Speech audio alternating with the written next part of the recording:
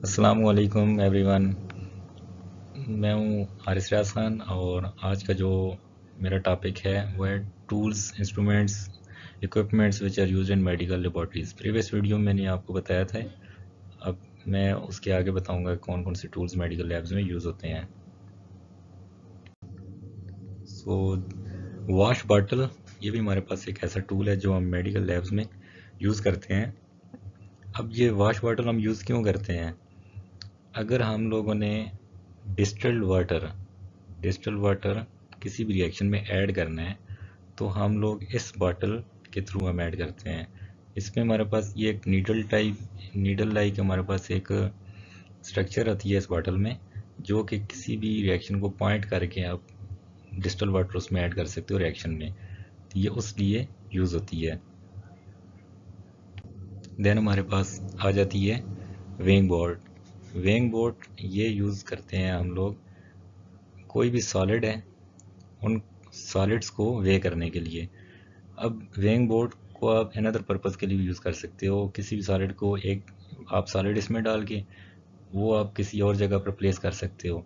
ये वे करने के लिए भी काम आती है और डिलीवर करने के लिए काम आती है। देन हमारे पास आ जाते हैं स्पैचुलास।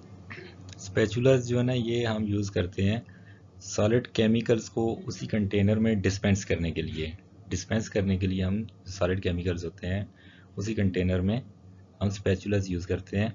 अब जो केमिकल्स हमारे पास जो हम अगर ट्रांसफ़र कर रहे हैं तो वो हम बेयर हैंड से नहीं करते, ना ही स्पैचुला के थ्रू करते हैं। लेकिन स्पैचुला जो है ना, ये डिस्पेंसिंग के काम आता है। जो बाकी मैंने अभी आपको वो टूल्स का बताया था, जैसे ये वे बोर्ड्स हैं या फिर ये बाकी जो हमारे पास टूल्स हैं वो हम ट्रांसफ़र के लिए यूज़ करते हैं। देन हमारे पास आ जाता है बीकर टोंग्स।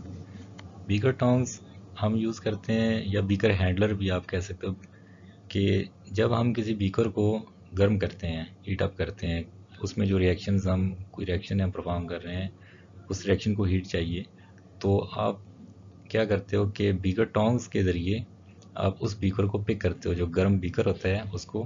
फिर आप, और उस बीकर में लिक्विड्स होते हैं, सॉलिड्स होते हैं, जो भी होता है, आप फिर उसको उसकी रिस्पेक्टिव जगह पर रखते हो। देन हमारे पास आ जाता है बंसन बर्नर। बंसन बर्नर जो है ना, हम क्यों यूज़ करते हैं? ये नॉन वोलेटाइल हमारे पास जो लिक्विड्स या फिर सॉलिड्स होते हैं उनको हीट करने के लिए ये यूज़ किया जाता है। इसके ऊपर फिर बीकर रखा जाता है, वो फिर मेल्टिंग के या फिर जो भी जैसे नॉन वोलेटाइल लिक्विड्स होते हैं या सॉलिड्स होते हैं उनको हीट अप करने के लिए ये बंसन बर्नर यूज़ किया जाता है। देन उसके बाद हमारे पास आ जाता है वेपरेटिंग डिश। अब जो वेपरेटिंग डिश है वो हम यूज़ करते हैं, जो स्टेबल सॉलिड्स हमारे पास कंपाउंड्स होते हैं या एलिमेंट्स होते हैं उनको हीट करने के लिए ये यूज़ किया जाता है। फिर जब उनको हीट किया जाता है तो ये वेपर्स जो है ना वो हवा में उड़ते हैं। तो फिर जैसे गैस कलेक्टिंग बॉटल्स का मैंने आपको बताया था कि गैस कलेक्टिंग बॉटल्स के ज़रिए हम उन वेपर्स को या उन गैसेस को हम कलेक्ट कर लेते हैं। फिर देन उसके बाद आ जाता है हमारे पास क्रूसिबल्स। क्रूसिबल्स जो है ना, ये भी हमारे पास एक ऐसा टूल है जो कि हम सॉलिड्स के लिए यूज़ करते हैं या फिर मेटल्स के लिए यूज़ करते हैं जिनको हाई टेम्परेचर रिक्वायर होता है। तो इसके ऊपर ये एक कवर होता है जो कि वेपर्स को उसी में ही डिस्पेंस करता है ताकि टेम्परेचर ज़्यादा रेज हो जाए। तो ये उसके लिए भी यूज़ किया जाता है। देन उसके बाद हमारे पास आ जाता है क्ले ट्रायंगल। क्ले ट्रायंगल एक टाइप का होल्डर है क्रूसिबल्स के लिए। तो जब हम क्रूसिबल्स को गर्म करते हैं तो इसके ऊपर रख कर गर्म करते हैं। ये सपोर्ट कर रहा होता है क्रूसिबल्स को, और नीचे इसके फिर बंसन बर्नर होता है जिस पे आग लगा के फिर इसको क्रूसिबल्स को गर्म किया जाता है, और उसमें जो मेटल है, ये सॉलिड है, वो फिर मेल्ट होता है। उसके बाद हमारे पास आ जाता है क्रूसिबल टंग्स।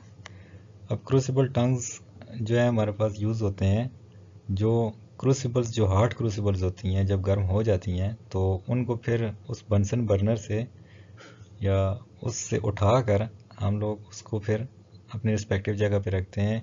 ये जो क्रूसिबल टंग्स हैं ये बीकर्स के लिए हम यूज़ नहीं कर सकते क्योंकि बीकर ब्रेक हो सकता है, वो ग्लासवेयर से बना हुआ होता है ना। तो ये क्रूसिबल टंग्स इसलिए क्रूसिबल्स के लिए यूज़ होता है। देन उसके बाद हमारे पास आ जाता है ग्लास प्लेट्स।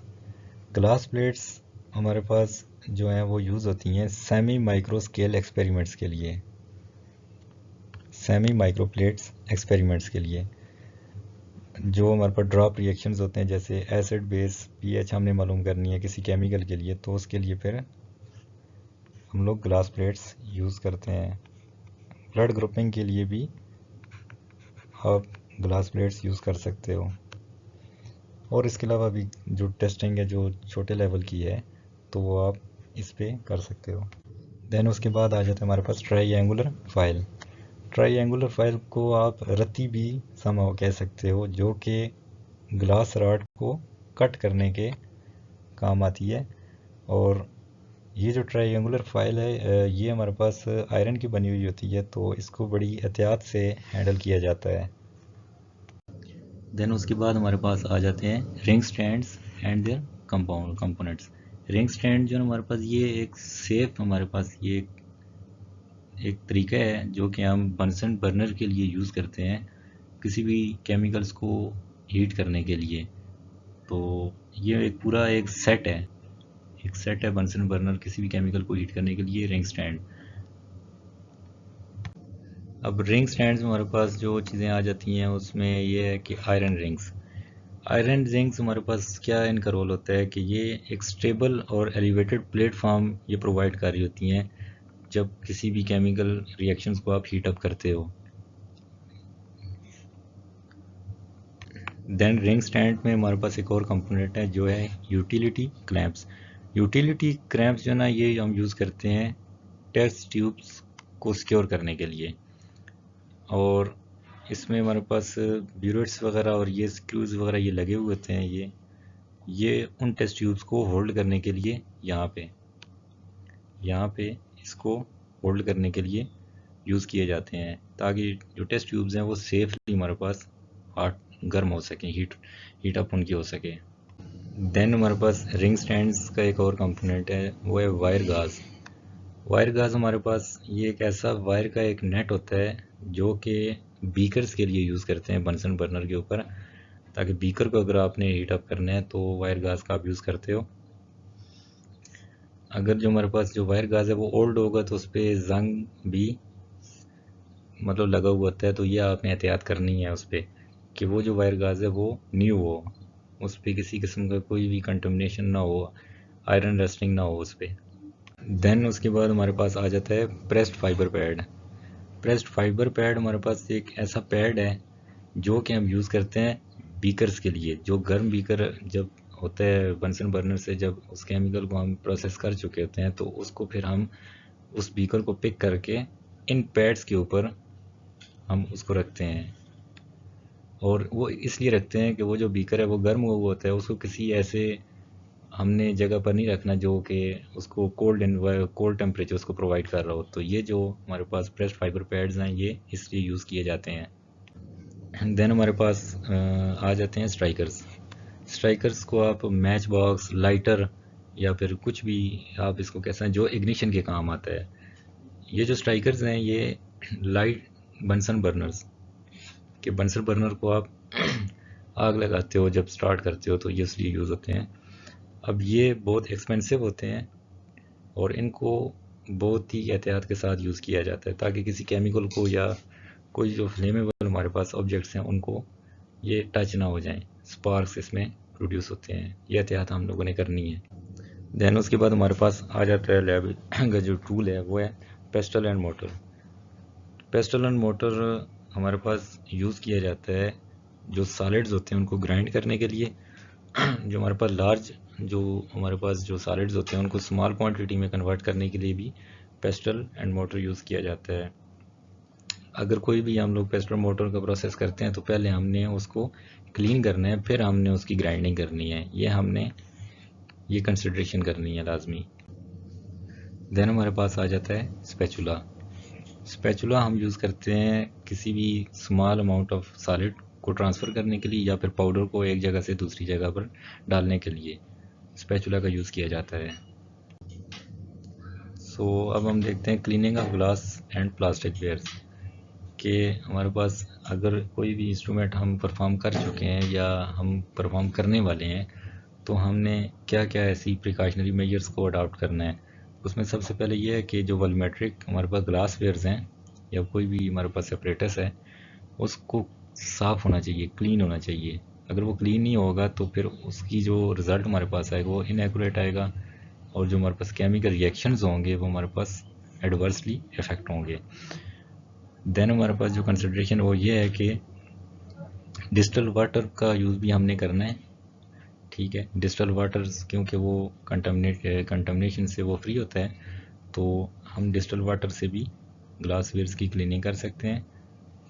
देन उसके बाद हमारे पास आ जाता है कि अगर हम जो ग्लास वेयर्स हमारे पास साफ़ हो चुके हैं, क्लीन हो चुके हैं, तो उस पर भी क्लीनिंग के बाद भी हम उसके ड्राई करना है उसको, उस बीकर है या फिर टेस्ट ट्यूब है उसको हमने ड्राई करना है। कोई भी ड्रॉपलेट, वाटर का ड्रॉपलेट उस पर ना नहीं होना चाहिए।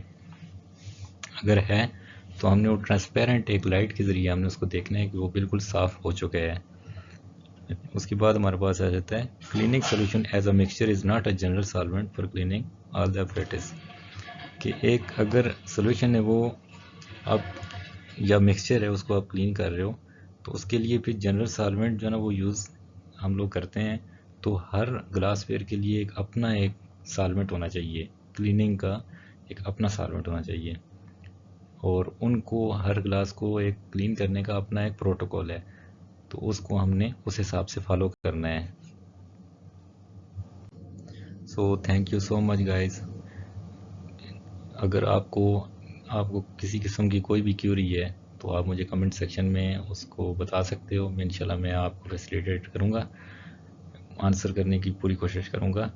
तो इंशाल्लाह जो मेरी नेक्स्ट वीडियो होगी उसमें मैं आपको बताऊँगा कि जो मेडिकल लैब्स हैं उनमें सैम्बल्स का क्या रोल है और कौन कौन से ऐसे सैम्बल्स हैं जो कि मेडिकल लैब्स में यूज़ किए जाते हैं। तो अल्लाह हाफिज़, थैंक यू वेरी मच।